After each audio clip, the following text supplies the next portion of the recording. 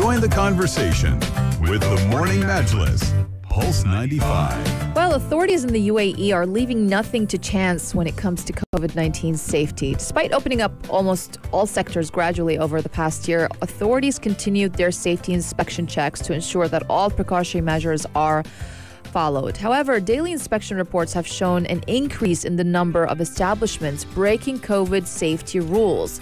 This has prompted authorities across the country to tighten rules and also to introduce new measures. Now, 5 Emirates have tightened COVID safety rules to curb the spread of the virus. But before we go through the list of the new rules across the Emirates, we got to do a little bit of a stat check.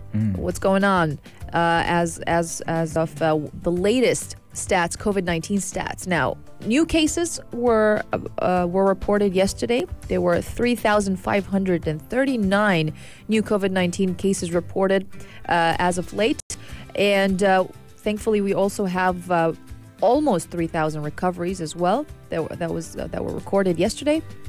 We had sadly 9 deaths yesterday as well. So this will bring the total number of cases, the total tally, to 336,142 COVID-19 cases just in the UAE. As for recoveries, total recoveries is up at 316,053 cases so far. But still, 3,539 new cases. And it's been like that for the past, I don't know how long. Since January. Weeks, yeah. Well, months, let's just say, for the past month. This is something very alarming. Yeah, it is very alarming, and each emirate is taking the necessary measures as well to curb the spread of COVID-19 and prevent that number from going up further. Yeah. And it's really a lot to take in for people, the awareness of various changes and precautions, but it all comes down to common sense, and the essence here is to maintain social distance, be aware of your surroundings, and don't go to crowded places. And starting with the Emirate of Sharjah, the Department of Suburbs and Village Affairs in the Emirate announced an updated set of precautionary measures. So when it comes to events and weddings, you have a maximum of 20 people. You're discouraged from having or making physical contact with people. You got to maintain that physical distance. And as far as the table arrangement, each table should accommodate only half of its actual capacity. Now, moving on to public places, malls, cinemas, and restaurants, the Sharjah Economic Department announced new guidelines for those. So cinemas and entertainment centers can only operate at a maximum of 50% capacity with a distance of 2 meters between visitors. Shopping centers and malls also have lowered their capacity. Now they're operating at 60% with 2-meter distance imposed between visitors. Restaurants and cafes should also have a distance of 2 meters between each table, and no more than 4 individuals are allowed to sit at each table except for members of the same family. When it comes to gyms and fitness centers in the Emirate of Sharjah, those are going to be operating at 50% capacity. So to sum it all up, essentially public places like malls, gyms, cafes, the capacity is down, tables have less people, and they're doing this to prevent the spread of the coronavirus. They've enacted similar measures in the capital and in Dubai as well, and other Emirates. Yes, similar measures are still in place. Gyms are operating at about 50% capacity for sure. And we've just heard as well, what's been reiterated is that the vaccine, COVID-19 vaccine, we will have to be taking it almost every year, just like the normal flu jab as well. But looking at the situation, yesterday we had news emerging that Dubai police had raided a yacht party where there was social distancing measures being followed. We also saw reports of a desert camp operated by licensed operators for sure, and those were raided because of the lack of social distancing measures. I think it's also down to us as individuals that have become slightly more laxed as a result of this, because either, firstly, we might have contracted the virus and thought, okay, I'm okay now, I'm safe, and you go out and you've lowered your guard to an extent.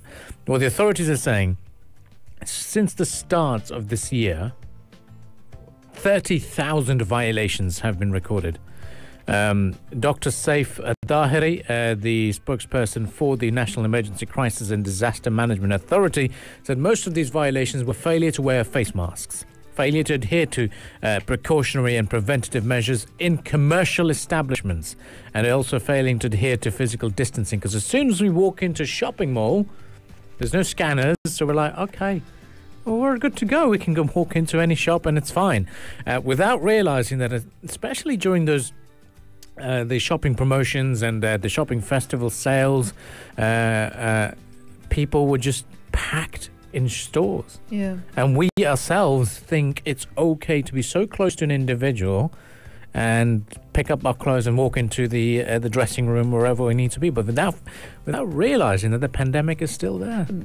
I think it's the fact that the economy opened up. Yeah. Almost 100%. A lot of venues and entities. Yeah. They opened up again, so it kind of gives you this psychological signal that's like everything is back to normal. So they even, some people forget, like it's not intentional. I think forget that we're still in a pandemic. So they probably forget to adhere to those measures. And you always feel this urge, saying, "Oh, the weekend is coming. I need to go to a really nice place now." And there just is. This is human nature, and we shouldn't forget it. That look, and people are just tired. You know, they're just tired of it all. I mean, it's been going on for more than one year now. So it has been. They're just fed up. That's probably why. But that does not justify. It doesn't give you the license to be very lax about it. Yeah. Because the disease still exists. It still exists. And disease is deadly. Yes, it affects people in a different manner. For me, I was very asymptomatic. I've got a cousin, a very close first cousin, who's in hospital at the moment because of COVID-19. A very young fellow, 34. Wow.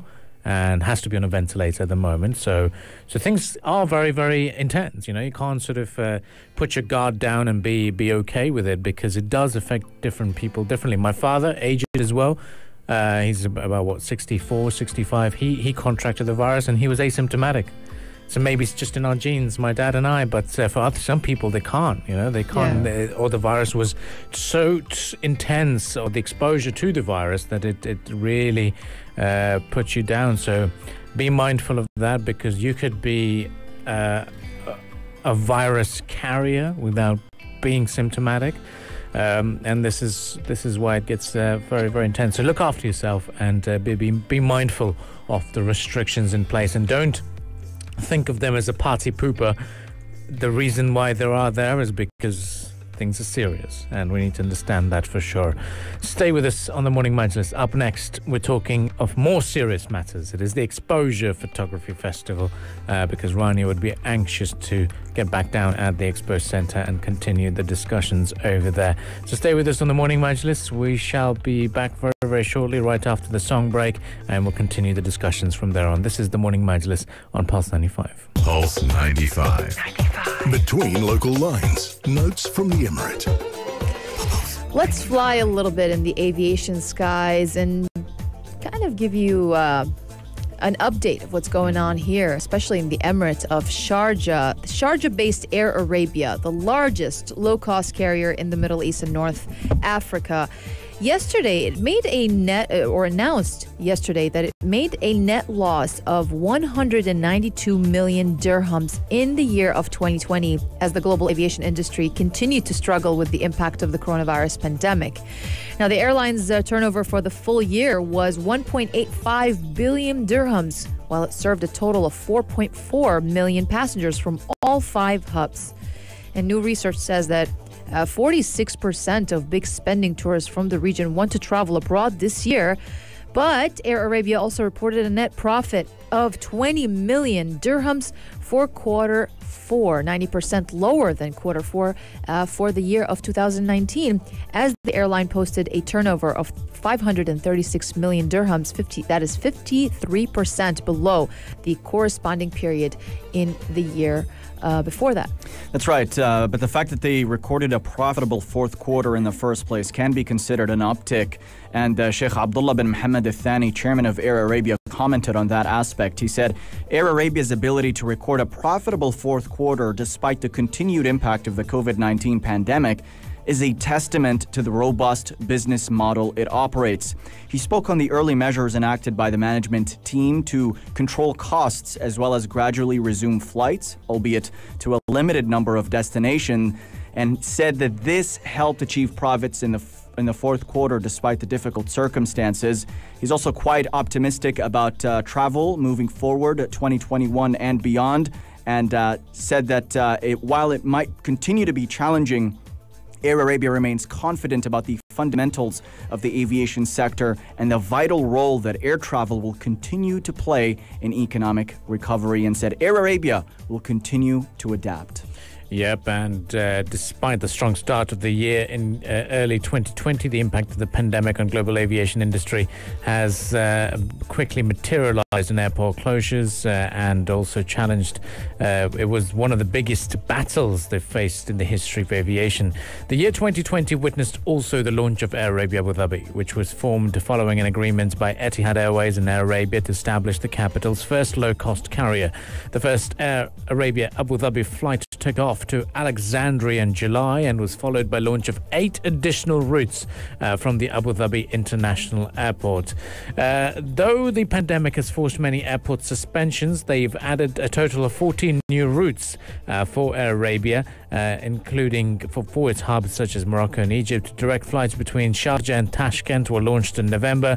Flights from Casablanca to Rennes and Guelmim started in December, and we've got a lot more destinations such as Alexandria, Cairo, Sohag, Dhaka, Kabul, Chattogram, Khartoum, Muscat and Salalah also being added to those routes. And look, low-cost carriers are going to be the big focus, especially with the recovery of the world of aviation. More people would be looking for affordable travel as opposed to extremely pricey fares of premium carriers, because there is going to be and is expected to be social distancing measures in place. That means less seats will be available, and airlines would be pricing their tickets at a slightly higher rate to make up for the losses, and also to make up for the vacant seats that they will be keeping. So it'll be very interesting to see how the world of aviation recovers.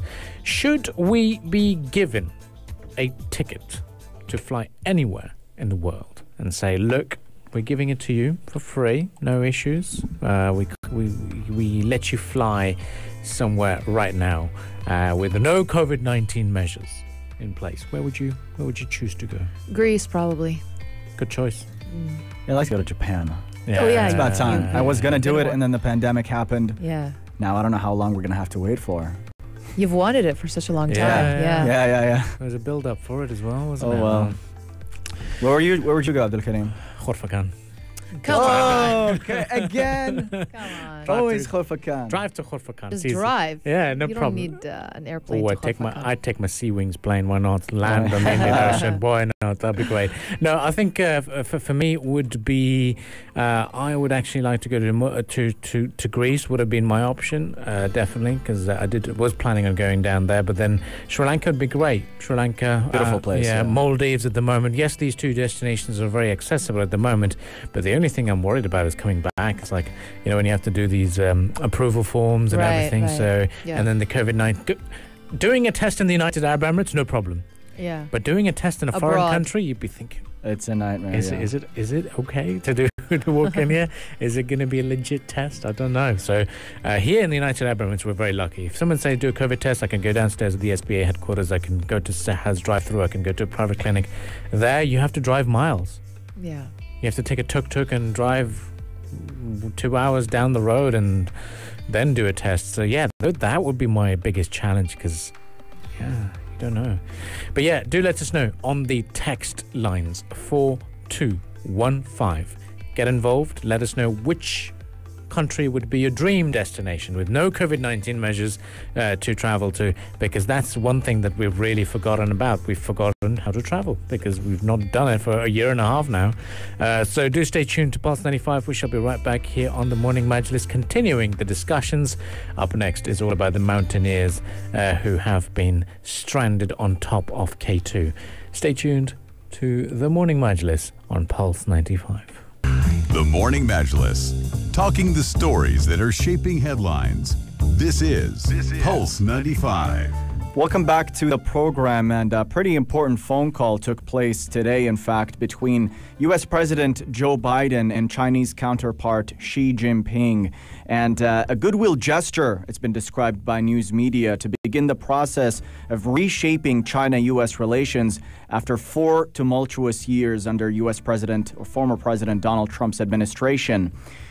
Starting with what Xi had said during this phone call, he said a confrontation between the two countries would be a, quote, disaster. He called for the resumption of dialogue between the two sides, but remained firm on issues such as Taiwan, Hong Kong, saying that those are internal matters and that the United States should not broach on them. Biden also pressed Xi Jinping on trade and the Indo-Pacific region as well, according to statements issued by both sides. Going over the quotes here, Xi was quoted as saying, "Cooperation is the only correct choice for the two nations. Cooperation can help the two nations and the world to accomplish big things, while confrontation is definitely a disaster." Joe Biden, for his part, repeatedly called for the new administration in Washington to take a sort of a different approach to China, somewhat less confrontational than Donald Trump, but also affirmed what he described as the priorities of protecting the American people's security, prosperity, health, and way of life, and was pretty firm on the aforementioned Taiwan and Hong Kong questions. Absolutely. And Biden also prioritized economic and military issues and mentioned potential areas of cooperation, including climate change and nuclear proliferation, while also calling China out on a range of issues related to its use of technology, unfair trade, and human rights abuses, according to a senior official statement. Now, the official also said that prior to the call, Biden would also call Xi out on human rights abuses of China's Muslim minority and also hostile actions towards Hong Kong. But Biden planned to indicate, quote, indicate that this isn't just about American values, it's about universal values, according to the senior official, saying that before the phone call took place. Now, a White House readout of the call released today said that Biden affirmed his priorities of protecting the American people's security, prosperity, health, and way of life, and also preserving a free and open Indo-Pacific. Now, Biden, the readout added, underscored his fundamental concerns about Beijing's coercive and also unfair economic practices, crackdown in Hong Kong, human rights abuses in Xinjiang, and also increasingly assertive actions in the region, including toward Taiwan. Yep, and what we're looking at, the Biden administration will look in coming months to add new targeted restrictions on certain sensitive technology exports to China in cooperation with the allies and partners. The call came after U.S. Secretary of State Anthony Blinken had spoken via phone to top Chinese diplomats earlier over the weekend, and this was the first announced high-level exchange between top diplomats between the two countries since the former Secretary of State Mike Pompeo had met them in last June. Now, in this call, Blinken also said that Washington would stand up for human rights, and especially the matters related to Hong Kong and Tibet. But it's going to be very, very interesting, because Biden himself has said that Beijing remains the most serious competitor. Not only that, one thing that will remain in place is the Trump administration's tariffs on China. According to the senior official, what he said, that we have maintained the tariffs that were laid down over the course of the past few years, not because we think that trade war was particularly successful, but rather because we believe that we have to very carefully, in consultation with allies and partners, of course, in consultation with the Congress, work through the sources of leverage we have. Yeah, indeed. And it's going to take some time as well. But you can see the Biden administration moving very carefully and very, very slowly, and asserting what sort of mirrors in some way what Trump had been stating with regards to views on what they describe as China's trade practices and other regional issues as well. But it's part of a series of phone calls that Joe Biden's been conducting with world leaders and shaping up his foreign policy and setting up everything in place. He's also had a phone call with Vladimir Putin of Russia as well. So it'll be interesting to see how those three countries interact with each other in this new era of Joe Biden as president. Exactly. So, well, It's going to be very interesting to see what happens next under the new administration's kind of slightly continuing the policies of the former. Yep. Well, stay with us here on the Morning Majlis. We shall be back again right after the business news headlines. We'll continue the discussions from there on. So stay tuned to Pulse 95 and do text us on 4215. Pulse 95. The Morning Majlis. Talking the stories that are shaping headlines. This is Pulse 95. This is Pulse 95 and a very warm welcome back onto the Morning Majlis. Now, this is going to be a very chilling experience for the rescue team for 5 days, trying to locate the three mountaineers who are stranded on top of K2. A high-altitude porter team is being formed to locate them, and it is a very, very challenging mission indeed. The aerial mission is expected to resume today, and it's about these three climbers who went on this winter expedition, and weather has been blocking their rescue for quite some time. And it's been quite a very difficult weather condition as well. Yeah, extreme weather conditions at the world's second highest mountain, and currently climbers John Snorri from Iceland, Juan Pablo Moore from Chile, and Muhammad Ali Saad Para from Pakistan lost contact with base camp over the weekend, sparking that massive rescue effort. And hopes are fading as the time continues to grow, with two climbers having already died on K2's treacherous slopes since January as well. The efforts will continue, but the hopes are ever more dim. Yeah, and they're fading, really. The forecast is today to be minus 41 degrees Celsius. There is going to be light winds from the northwest by Friday afternoon. Search operation for Saad Para and his colleagues has been consistently plagued by bad weather. The army says they will be dispatching the C-130 for today's search mission, as it can fly at around 8,000 meters of altitude, but it's also very difficult terrain to fly over. Aerial surveillance will be carried out, but that all depends on the weather conditions. If the mountain is visible, then the flight will take place. Photos will be taken and sensors will be used to spot the climbers. The three climbers had lost contact with the base camp late on Friday and were reported missing on Saturday. And now, with 5 days on, it is people are still hoping for a safe return of these climbers stranded on top of the mountain. Looking at the latest tweets emerging from the country, they're saying that behind every great fortune there is a crime. A story of more and more people being lost because of the expeditions, and said. And Ali Saad Para's quotes is also being quoted. He says, if I get stuck on a mountain, he said that before, if I get stuck on a mountain, I can make an ice room and live in it for a few days without eating or drinking. Well, that challenge has arrived, and it'll be very, very, very miraculous escape from the dangerous mountain as it is. Yeah, I mean, for every 4 climbers who attempt to summit K2, 1 climber dies, compared to 1 in every 20 attempting to climb Nepal's Mount Everest, showing just how dangerous an attempt this is. We've had a group of 10 Nepalese climbers make history by being the first to summit the mountain during winter conditions. This happened recently, in fact, and they did it during the harshest of weathers. But right now, looking at the men lost at the moment, the statements from their families are quite heart-wrenching. They're saying it's going to take a miracle for this, and I can only imagine every hour feeling like an eternity as rescue teams continue to struggle with the extreme circumstances to try to find the lost men. Yeah, exactly. And what we're seeing today is more and more tweets coming out, and people offering and hoping that they could find and rescue the people or the mountaineers.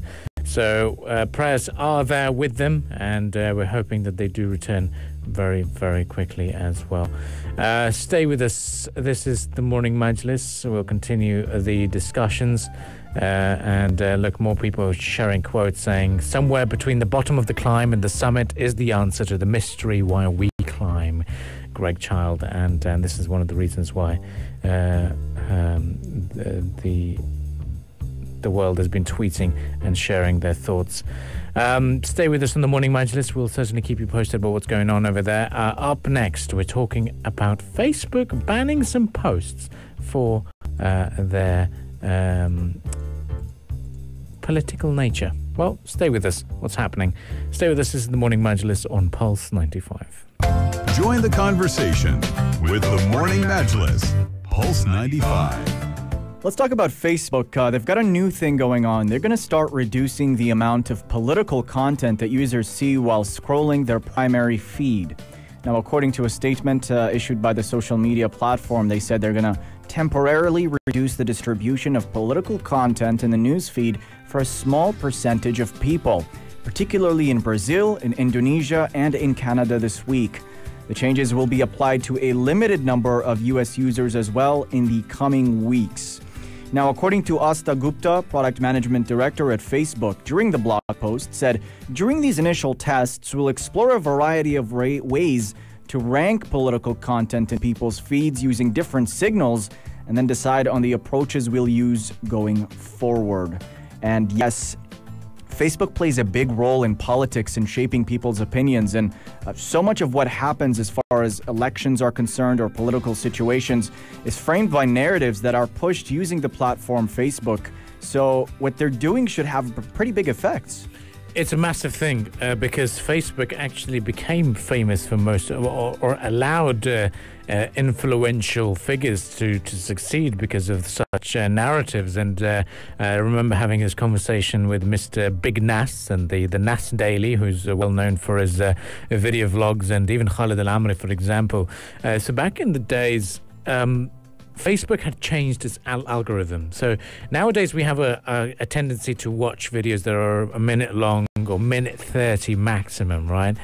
Facebook has always had this algorithm that videos that were above 3 minutes would get promoted. So 3 minutes would be the ones that generated the most ads. And then we had Nas Daily, he or Nusayr had told us that he became famous because of Facebook's algorithm. They started promoting meaningful content. They started promoting such political messages and thought-provoking or climate change or educational content. And that's why his vlogs became massive. And that's why it gave news agencies, Reuters, local media outlets such as Gulf News and Khaleej Times and all these news organizations, they banked on this huge growth of Facebook to an extent that most of their videos are not targeted at these social media platforms. With now such content going to be removed, it's going to affect a lot of work of such organizations as well. Certainly. And it happens at a time as well where Facebook is sort of combating a lot of criticism with regards to election misinformation being spread on Facebook and its political ad policies as well. Facebook claims that political content makes up only 6% of what people see on Facebook in the U.S., and asked on how it defines political content, Facebook said it uses an artificial intelligence known as machine learning that looks for signals of political content and predicts whether a post is related to politics. The test will include news stories about politics as well as political posts by friends and family. Facebook will also exempt COVID-19 information from national and regional health authorities, as well as posts by official government agencies from its political content experiment. So those posts are not going to be taken away or reduced.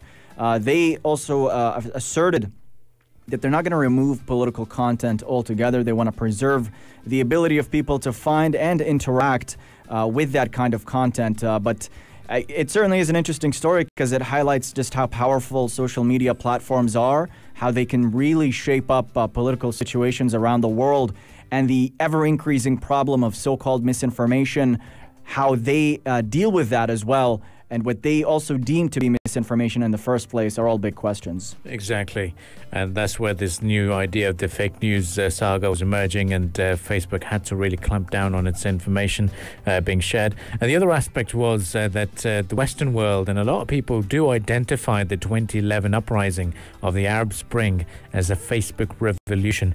To an extent, there are reports that suggest that one Egyptian couple even named their newborn baby Facebook. Wow. So, yeah, I mean, these sort of things do emerge, and you see how social media has been able to even captivate and initiate the civil disobedience in Myanmar as well. So we see that power of social media. But for the time being, this is the new update that has emerged from Facebook. They're trying to cut down on political content being shared, and it will be interesting to see the implications of it. But for now, the Morning Majlis would like to start their weekend early. That's right. We'll be back on Sunday, in fact, at 7 a.m. Yes, we're gearing up for the weekend, but Pulse 95 is not going away, because at 11 o'clock, we're going to have the live show, the live coverage of the Exposure International Photography Festival, hosted by Aisha Al-Mazmi, Rania Sadi, and Hani Balqis, carrying you through the event and conducting interviews with some of the world's most renowned photographers and photojournalists as well. If you missed any of today's discussions, you could check out the highlights posted on our podcast pages at Spotify, SoundCloud, and Apple Podcast. Just type Morning Majlis in the search bar. We're also uploading daily on YouTube at Pulse 95 Radio, so make sure you subscribe and like our videos. Well, stay tuned to Pulse 95. 1/3 of the Morning Majlis will be back again, live again at 11 a.m., just an hour-long break. And then it's all about the exposure. Let us know if you're planning on going down there, and we'd love to interact with you and catch up with you at the Pulse 95 stands. This is the Morning Majlis on Pulse 95. If you liked this episode of the Morning Majlis, drop a like and subscribe. 95. Be sure to follow us on Instagram for all our daily updates and top stories.